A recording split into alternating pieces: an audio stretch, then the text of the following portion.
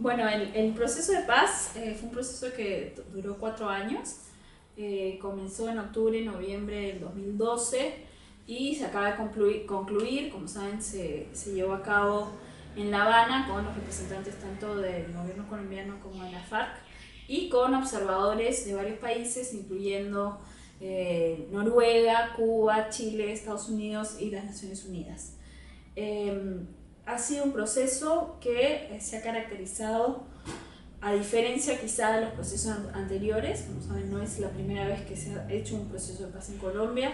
Había habido intentos también durante la gestión del presidente Pastrana y algunos intentos anteriores, pero quizá este se caracterizó por ser el proceso donde había mayor transparencia entre las partes al momento de sentarse a negociar, pero también mayor transparencia en el sentido de que cada uno de los acuerdos que iban saliendo, a la fecha hemos tenido como 100 acuerdos que forman parte del acuerdo final, se han ido publicando a lo largo de estos 4 años para que el pueblo colombiano pueda conocer el contenido de cada uno de estos. Entonces, en ese sentido, ha sido un proceso muy distinto a los anteriores.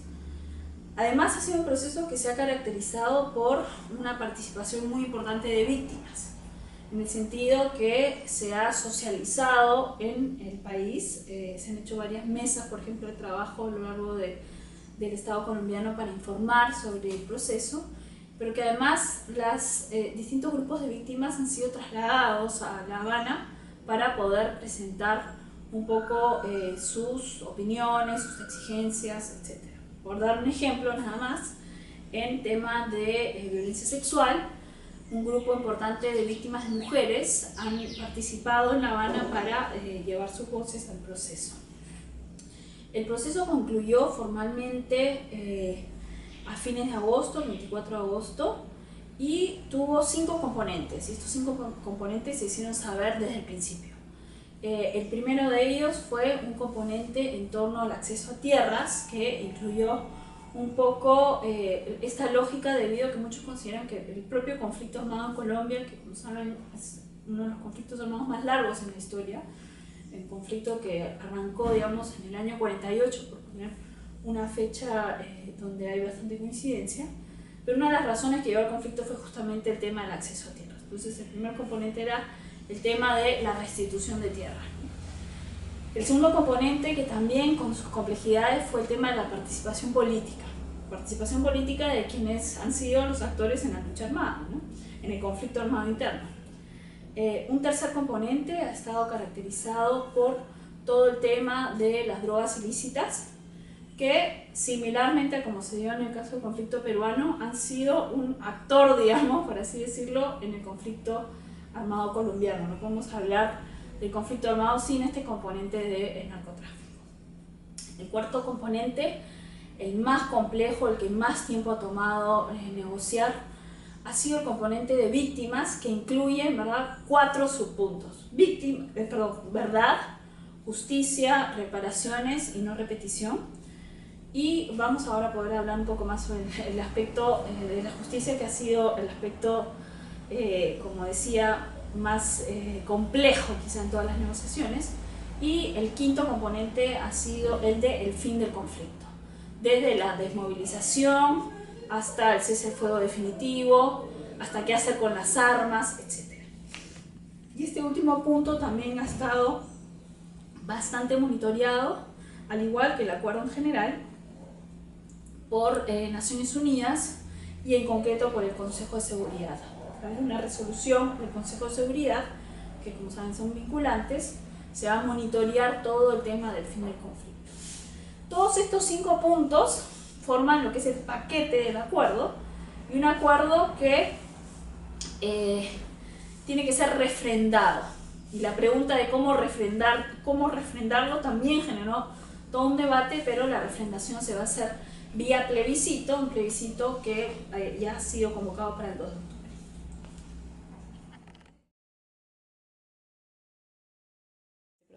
Bueno, como decía, este quizá fue uno de los componentes o uno de los puntos en la agenda más complejos de todo.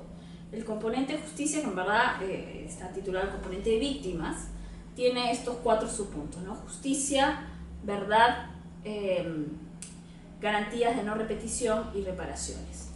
Y desde el inicio, la pregunta clave es qué tipo de justicia estamos apuntando con este proceso, ¿no? Pasar de una justicia represiva netamente, sancionadora, a también incorporar elementos de una justicia más restauradora. Y esto se encuadra, digamos, dentro de esta lógica de la justicia transicional, ¿no? Una justicia que no es un tipo de justicia específico, sino es una justicia en un momento determinado. Y cuando hablamos de justicia transicional nos referimos justamente a estos momentos, ¿no? Al final de un conflicto armado o una justicia después de un régimen dictatorial, etc., ¿no? El elemento de la justicia desde el inicio, estos dos enfoques quizá que no siempre van de la mano, ¿no? Una justicia netamente sancionadora o represiva a una justicia más restauradora, causó una división desde el inicio, y no solo entre la población sino también entre el propio gobierno. Podemos ver, por ejemplo, entre los negociadores sí hubo un esfuerzo de incluir muchos elementos de una justicia transicional. En la Fiscalía de Colombia, por ejemplo, sí hubo también un intento de incluir elementos de una justicia más transicional, y ciertos sectores del gobierno, ciertos grupos políticos, donde quizás se caracteriza más la administración del antiguo presidente Uribe, o de la propia Procuraduría o el Procurador Ordóñez, donde había más un apego a la justicia más sancionada. El elemento de la justicia en concreto es complejo en la medida que había varios factores a tomar en cuenta, y quizá uno de los factores más importantes en el diseño de cómo abordar la justicia ha sido el factor de la Corte Penal Internacional, que, como saben, es un tribunal penal internacional que se encuentra en La Haya, que tiene un mandato para juzgar los crímenes internacionales, ¿no? Crímenes de lesa humanidad, genocidio y crímenes de guerra, del cual Colombia forma parte. Colombia ha ratificado el Estatuto de Roma, lo hizo en el año 2002, que reconoce la Corte Penal Internacional, pero desde el año 2004 Colombia está en una situación de examen preliminar frente a la CPI. Es el único examen preliminar en la región de las Américas, y el examen preliminar no es una investigación formal, es como un paso previo donde la Corte evalúa sin tener un límite específico. Un examen preliminar puede durar una semana, como fue el caso de Libia, o 12 años, como es el examen preliminar en Colombia, pero donde la Corte Penal Internacional evalúa qué medidas nacionales se están tomando para investigar y procesar los crímenes internacionales propiamente dichos. ¿Por qué es un elemento importante en todo el proceso de paz? Porque la lógica de la Corte Penal Internacional, que opera bajo el principio de complementariedad, es únicamente voy a investigar si el Estado no quiere o no puede. Entonces, si en Colombia no se toman medidas judiciales al respecto de estos crímenes en concreto, ahí le estarías dando una carta a la Corte que ingrese a investigar. Entonces, el elemento de la CPI se tradujo en el que al momento de abordar los temas judiciales había que aplicar estándares internacionales, con el fin también de que no se le abra la puerta a la Corte Penal Internacional. Y eso significó, para adelantarme quizá a una de las preguntas, pero eso significó que desde el inicio no se podían abordar estos crímenes como quizás se hubieran abordado hace 15 o 20 años, que es una amnistía, por ejemplo. Una amnistía, ojo, para crímenes internacionales. Porque sí está permitido y sí está contemplado en el proceso aplicar amnistías para algunos delitos comunes, por ejemplo, pero descartado la aplicación de toda amnistía para crímenes de guerra, crímenes de lesa humanidad. La ley también habla de genocidio, a pesar de que no es concretamente la situación colombiana, pero también se incluyó una referencia al genocidio, y algunas graves violaciones a derechos humanos, como tortura o desaparición forzada, que no se hayan dado en un contexto de lesa humanidad, por ejemplo, o con crímenes de guerra. Entonces, ese es un primer elemento del aspecto judicial, ¿no? descartar las amnistías para este tipo de crímenes. Un segundo elemento, y quizá el kit de todo el asunto judicial, de todo el aspecto judicial, era qué tipo de pena vamos a aplicar.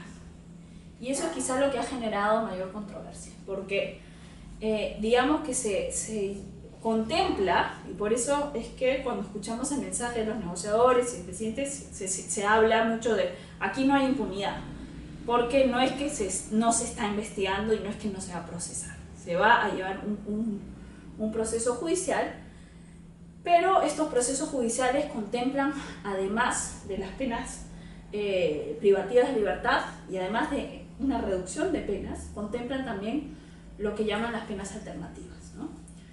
Que no necesariamente es que vamos a ver gente barriendo las calles, sino que contemplan otro tipo de penas que no necesariamente, como decía, son penas privativas de libertad y hablan de restricción de libertad. Se están creando, por ejemplo, zonas, unas 23 zonas aproximadamente en Colombia, donde se van a concentrar los miembros desmovilizados de la FARC y van a cumplir su pena a través de algunas cuestiones, algunas muy complejas, como el desminado humanitario, por ejemplo, participar en desminado, contribuir en acciones que puedan ser parte del esquema de reparaciones, etc. Es complejo también en el sentido que a nosotros como juristas nos solemos enfocar en, bueno, está la investigación, está el proceso, está la pena privativa de libertad. Pero lo que es importante tener en cuenta es que no es la primera vez frente al derecho internacional que se plantea este tipo de penas no privativas de libertad. Y por eso, nuevamente, cuando revisamos el acuerdo se habla también de penas de restricción, no de privación.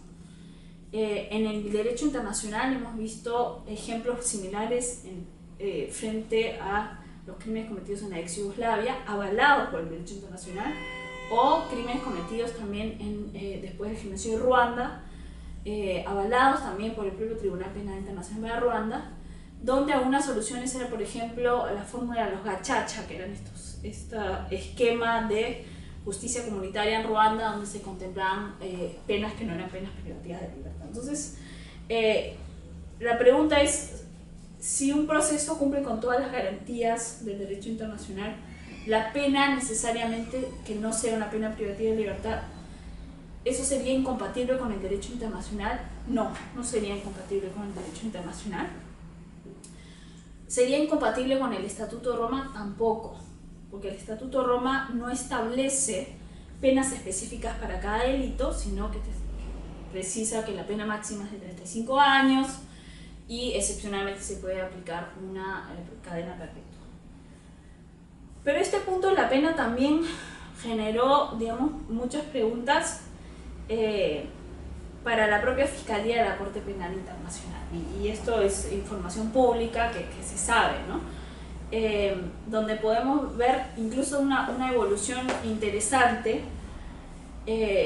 frente a una posición de hace 3-4 años donde la Fiscalía había adelantado una opinión que una pena privativa, perdón, que una pena que no fuese una pena privativa de libertad sería en principio incompatible con el Estatuto de Roma. Esa posición ya fue dejada de lado y ya desde el año pasado la Fiscalía de la CPI establecía que una pena reducida o incluso una pena alternativa podría ser compatible con el Estatuto de Roma.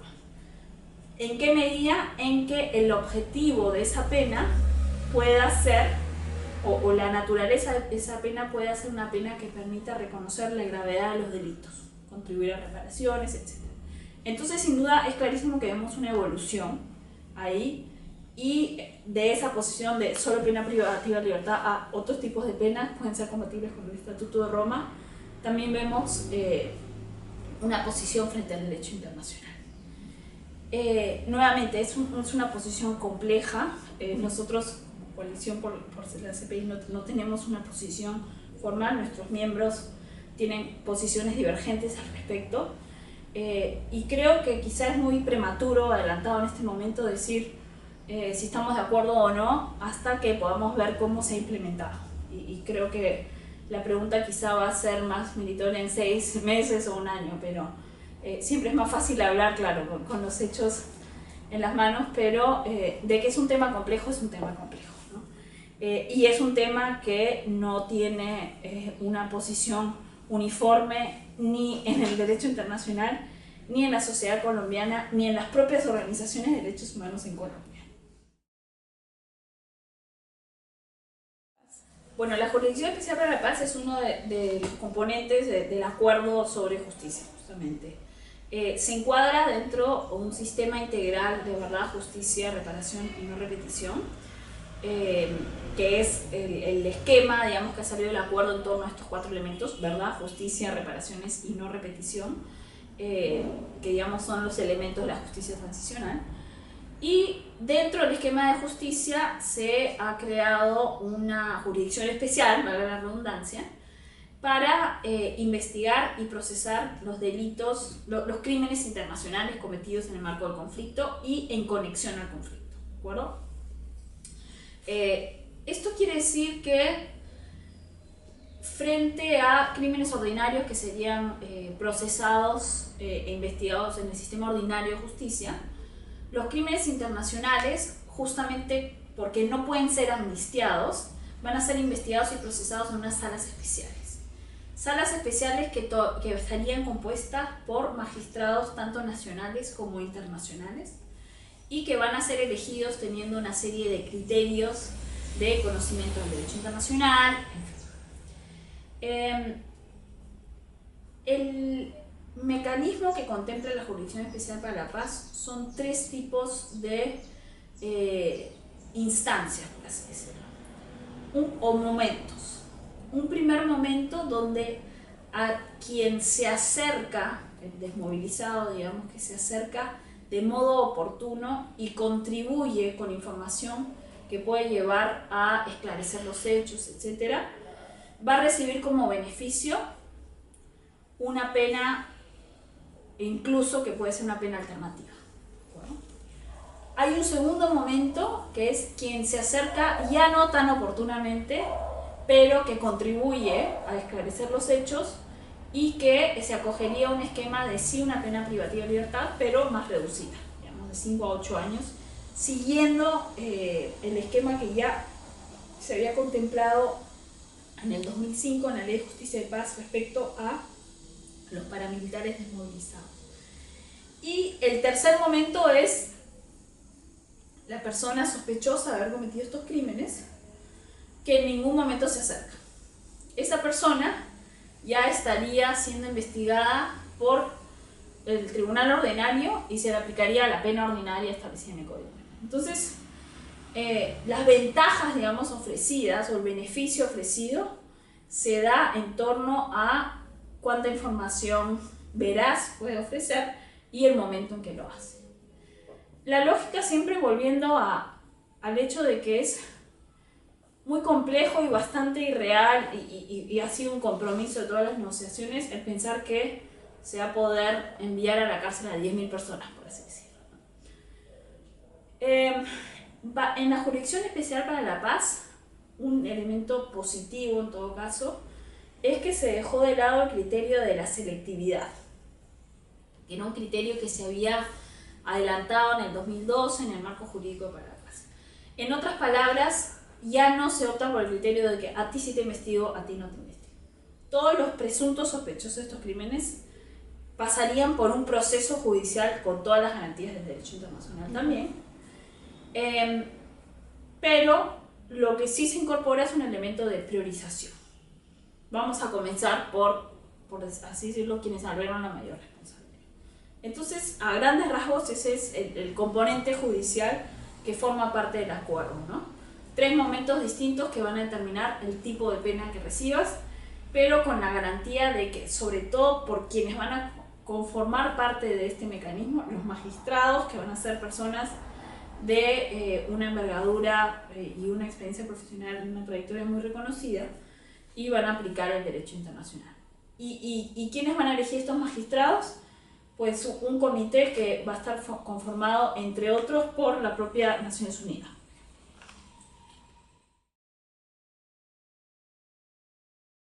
proceso? Bueno, sin duda está bastante polarizada, como ha estado a lo largo de todo el proceso, ¿no? Las últimas encuestas que vi le daban la victoria al sí en un primer momento. Como precisamos del acuerdo, el paquete final del acuerdo ha sido llevado a la población para que vía plebiscito, convocado para el 2 de octubre, puedan votar sí o no a todo el paquete.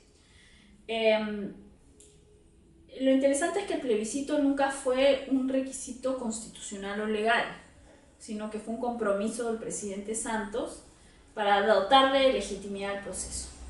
Se hicieron las reformas legales necesarias para que finalmente este plebiscito, que no era un requisito legal, sí tenga una validación jurídica, ¿de acuerdo?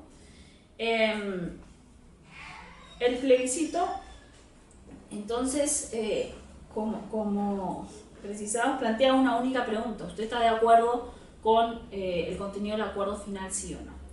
La pregunta que no hay mucha claridad en este momento es: ¿qué pasa si gana el no?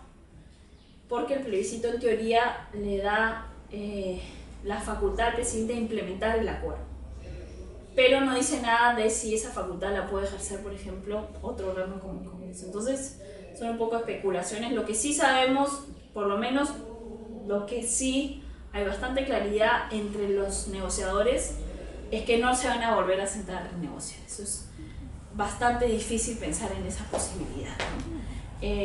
Entre algunas posiciones o entre algunas personas que apoyan el no, hay esta idea de no, hay que votar no para que se vuelva a renegociar, pero eso sí resulta bastante difícil en este momento pensar en esa opción, sobre todo porque los propios portavoces de las dos partes negociadoras han sido bastante claros en que eso es una posición muy difícil, ¿no? Uh-huh. Y en cuanto al género, ¿cómo ha sido tratado en esta justicia transicional en Colombia? Bueno, el componente de género ha sido un componente muy importante dentro de la mesa negociadora, no solo por quienes conformaron el equipo de negociación, sino también porque se trató de incluir dentro de cada uno de los puntos un enfoque de género. En todo Colombia se organizaron una serie de mesas para, por ejemplo, mirar el tema de la violencia sexual, por dar un componente del enfoque de género, y también se llevaron 5 o 6 delegaciones de víctimas de violencia sexual a La Habana para que puedan participar en el proceso. Esto es importante porque de los crímenes internacionales que han sido investigados en Colombia y judicializados, quizá los que menos han sido judicializados, y la cifra es bastante espeluznante, pero me atrevería a decir que es casi 90% más de los delitos de violencia sexual no han sido ni investigados ni judicializados en Colombia. Entonces es un delito que realmente son un conjunto de delitos que forman parte de la categoría de violencia sexual, que realmente han sido invisibilizados a lo largo de todo el proceso. La idea entonces es que dentro de los crímenes que no están sujetos a la amnistía, estarían también los crímenes de violencia sexual, y se espera que al incorporar este enfoque haya finalmente más decisiones en torno a un crimen que se ha dado con mucha impunidad a lo largo del conflicto armado, y que también pueda contribuir a la no repetición de este tipo de conductas.